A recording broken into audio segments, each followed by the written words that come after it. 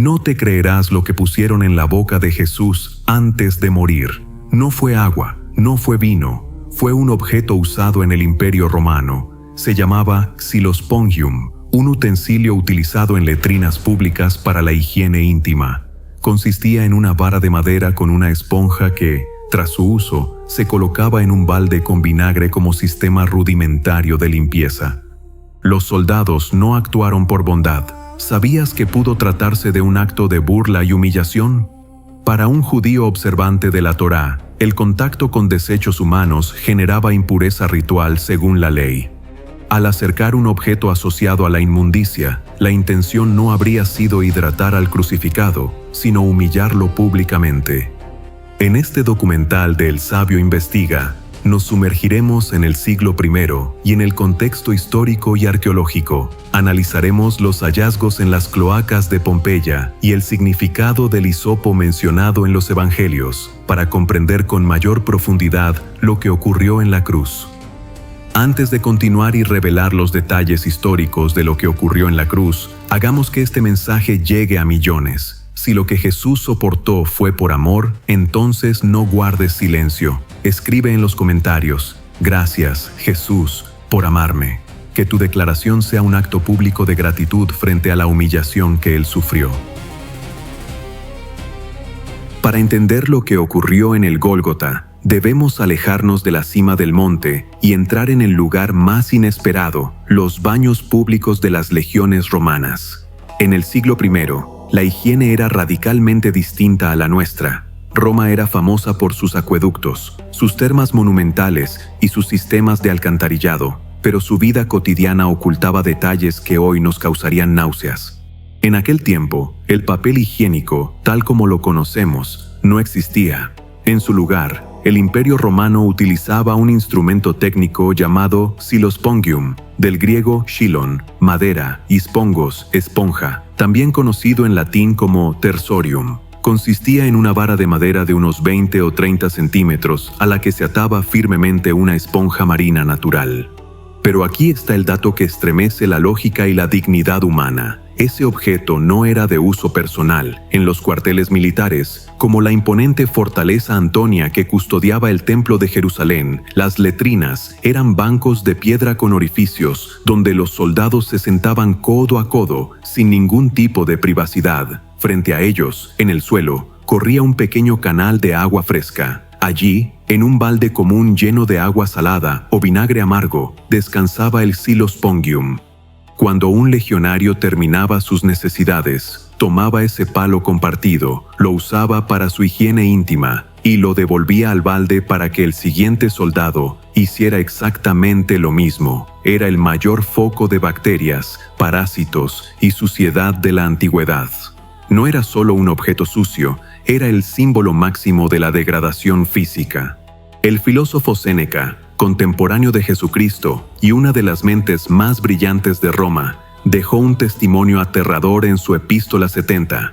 En ella narra el suicidio de un gladiador germano que, prefiriendo la muerte antes que la humillación de los juegos en el Coliseo, se encerró en las letrinas y se quitó la vida introduciéndose el xylospongium en la garganta. Séneca lo describe con una crudeza absoluta como el objeto más sucio, asqueroso y despreciable que un ser humano puede llegar a tocar. Este es el contexto que la historia oficial ha omitido. Este es el objeto que estaba presente en el Gólgota. Para comprender por qué aquel soldado tenía ese objeto a mano, debemos analizar un detalle que a menudo pasamos por alto en el texto bíblico. El Evangelio de Juan, en el capítulo 19, verso 29, dice textualmente: «Y estaba allí una vasija llena de vinagre». Muchos estudiosos han sugerido que este vinagre era la posca, una mezcla de vino agrio y agua que los soldados romanos bebían para hidratarse y prevenir enfermedades. Era la bebida estándar de las legiones. Sin embargo, la arqueología militar nos ofrece una perspectiva mucho más sombría. En los puestos de guardia de las zonas de ejecución, el vinagre no solo servía como bebida, era el agente desinfectante que se utilizaba en los cubos de las letrinas para intentar, de manera rudimentaria, limpiar el xylospongium tras su uso colectivo. El hecho de que la vasija estuviera allí En el lugar de la ejecución, sugiere que los soldados habían traído consigo su equipo de campaña completo, incluyendo sus herramientas de higiene. Lo que el mundo ha interpretado como un gesto de auxilio fue en realidad un uso improvisado del utensilio más degradante que el soldado tenía a su disposición. Este acto de infamia no fue un accidente del destino ni una coincidencia histórica. Para los que conocemos las Escrituras, sabemos que en el reino de Dios no existen las coincidencias. 7 siglos antes de que el primer clavo atravesara la carne del Mesías, el rey David, bajo una inspiración divina que atravesó el tiempo, escribió el Salmo capítulo 69, verso 21. Me pusieron además hiel por comida, y en mi sed me dieron a beber vinagre.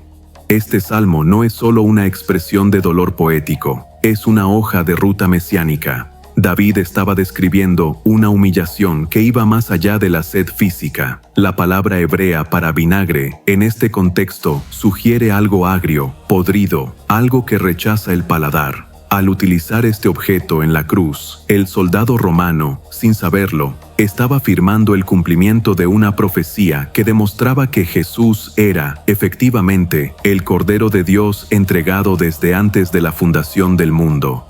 Aquí es donde la investigación se vuelve espiritual. Debemos recordar que Jesús no era solo un hombre sufriendo, era un judío observante de la Torá, el maestro que conocía cada tilde y cada letra de la ley.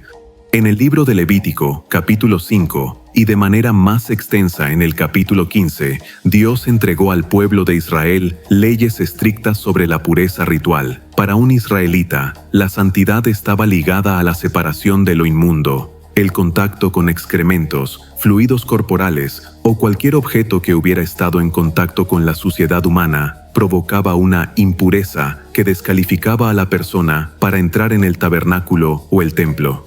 Los soldados de la 10ª Legión Fretensis, apostados en Jerusalén, no eran ajenos a esto. Llevaban años conviviendo con la población judía y sabían perfectamente qué era lo que más horrorizaba a un seguidor de Yahvé. Sabían que para un judío, la impureza era peor que la muerte física. Al acercar el silospongium a los labios de Jesús, Roma no estaba intentando hidratar a un prisionero, estaba intentando profanar al santo. Estaban ejecutando una guerra psicológica. Querían que el rey de los judíos muriera no solo en dolor, sino en estado de impureza ritual, separado simbólicamente de su Dios, según la ley que él mismo había predicado. Fue el intento final del imperio por quebrar la dignidad espiritual del Mesías. Querían que su último aliento estuviera impregnado del olor y la inmundicia de los paganos que lo despreciaban. Pero hay un detalle técnico en el relato de Juan que suele pasar desapercibido, pero que es la clave maestra de esta escena, y poniéndola en un hisopo, se la acercaron a la boca. Para un botánico, el hisopo es una planta pequeña, una hierba que difícilmente alcanza la altura necesaria para elevar algo a una cruz. Esto ha llevado a muchos críticos a dudar del relato. Sin embargo, para un conocedor de la liturgia judía, la mención del hisopo es un mensaje cifrado.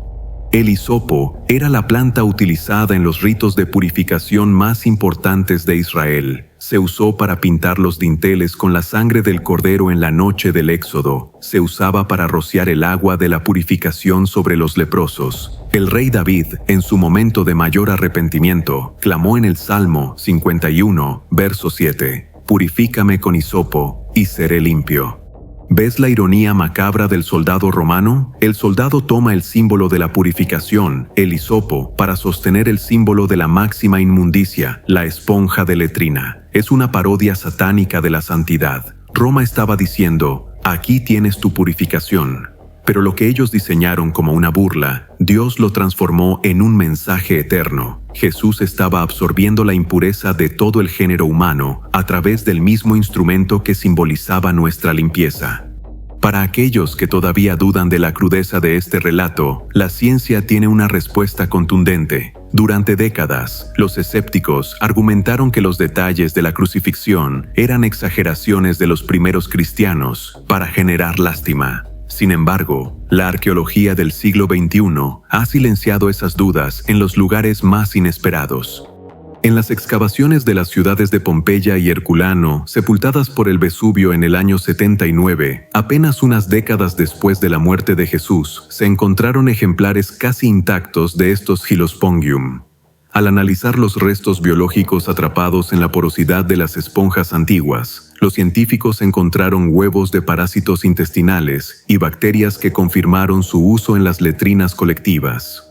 Este no es un mito religioso, es un hecho histórico documentado por la arqueología sanitaria. Cuando los evangelios mencionan la esponja, están reportando un detalle tan técnico y tan específico de la vida militar romana que solo alguien que estuvo allí pudo haberlo registrado. Un escritor de leyendas en el siglo II, cuando los baños romanos ya habían cambiado sus costumbres, jamás habría incluido un detalle tan sucio y específico. La presencia de la esponja en el Gólgota es, paradójicamente, una de las pruebas más grandes de que la Biblia es un reporte de testigos oculares. Pero hay un misterio todavía más profundo que ocurre justo después de que Jesús tiene contacto con ese objeto inmundo. El Evangelio de Juan registra que, tras probar el vinagre, Jesús dijo una sola palabra en griego que cambiaría el destino de la humanidad, tetelestai, traducido como consumado es. En el mundo moderno, consumado suena a algo que simplemente se termina, pero en el contexto del Imperio Romano, tetelestai era un término técnico jurídico y comercial. Se han encontrado recibos de impuestos antiguos con esta palabra escrita en grandes letras. Significaba, la deuda ha sido pagada en su totalidad. Aquí es donde la investigación histórica se cruza con la redención. Jesús no pronunció esa palabra cuando recibió los clavos, ni cuando fue azotado. La pronunció justo después de aceptar en su boca el símbolo de la inmundicia humana. Fue un mensaje directo al sistema romano y a la ley espiritual. He bebido hasta la última gota de la miseria humana. He permitido que lo más asqueroso del pecado me toque. Ahora, la deuda del hombre con Dios está saldada. El Mesías no solo cargó con nuestras culpas en un sentido abstracto, las cargó en un sentido físico, permitiendo que el residuo de la impureza de sus verdugos fuera lo último que probara antes de morir. Los soldados que custodiaban la cruz no eran reclutas novatos, eran veteranos de la 10ª Legión, hombres que habían visto cientos de ejecuciones y que habían desayunado, dormido y matado rodeados de esa misma inmundicia que ahora le ofrecían a Jesús. Estaban anestesiados ante el dolor ajeno.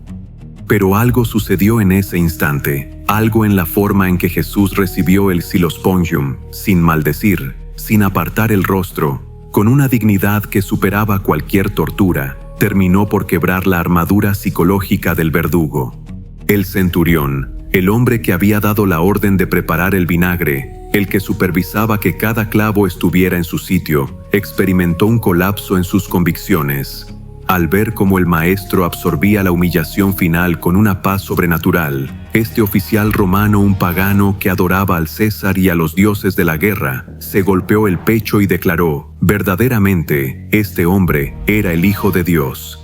No fue una declaración religiosa, fue una rendición militar. El oficial reconoció que ninguna fuerza del imperio, ni siquiera su instrumento de humillación más vil, había podido doblegar la pureza de aquel hombre. Roma había intentado ensuciar al rey, pero el rey, al dejarse ensuciar, había conquistado el corazón del soldado.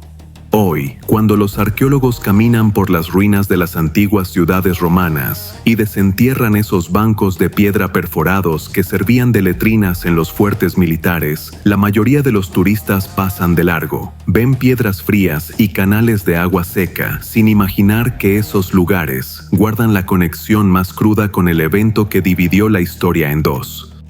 Pero para nosotros, los que buscamos la verdad en el sabio investiga, esas piedras hablan, nos cuentan la historia de un sistema imperial que creía tener el control absoluto sobre la dignidad humana. Roma pensó que, al usar el Hylospongum, estaba enviando un mensaje claro al mundo: nadie es tan santo que no podamos ensuciarlo, nadie es tan rey que no podamos degradarlo, hasta el nivel de nuestras letrinas. Se equivocaron por completo.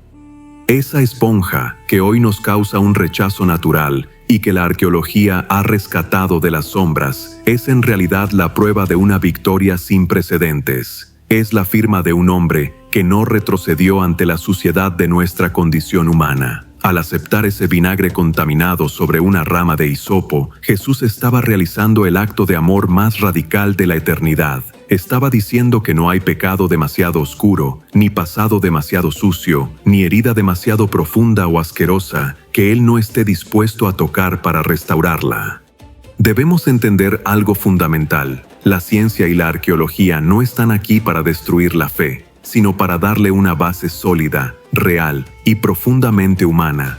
Ahora sabemos, gracias a los hallazgos en las cloacas antiguas, que la Biblia no es un libro de cuentos de hadas con finales limpios y estéticos. Es un reporte crudo, sangriento y veraz de un mundo violento donde la luz decidió brillar en medio de la mayor oscuridad.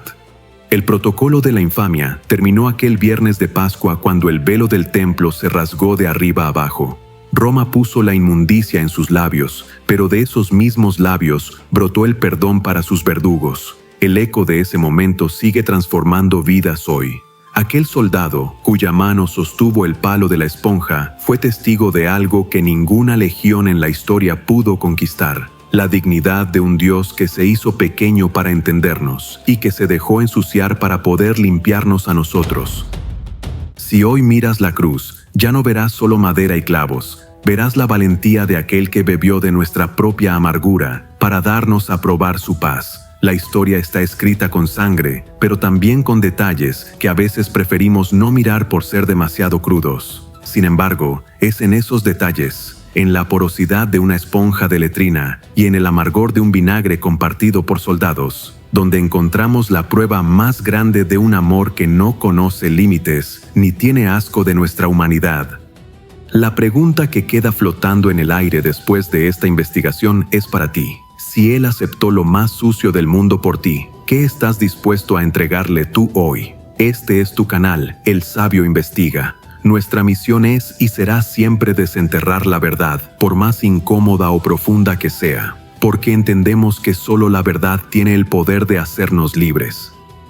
Si esta investigación arqueológica y bíblica ha cambiado tu perspectiva sobre lo que realmente ocurrió en la cruz, te invito a que te suscribas ahora mismo y actives la campana de notificaciones. No dejes que este mensaje se quede solo contigo. Compártelo con alguien que necesite entender la magnitud real del sacrificio de Jesús. No te vayas sin dejarnos tu opinión en los comentarios. ¿Sabías que el vinagre y la esponja tenían este origen tan perturbador? ¿Qué otro detalle de la vida de Jesús te gustaría que pasáramos por el filtro de la arqueología? Te leo con mucha atención. Dios te bendiga.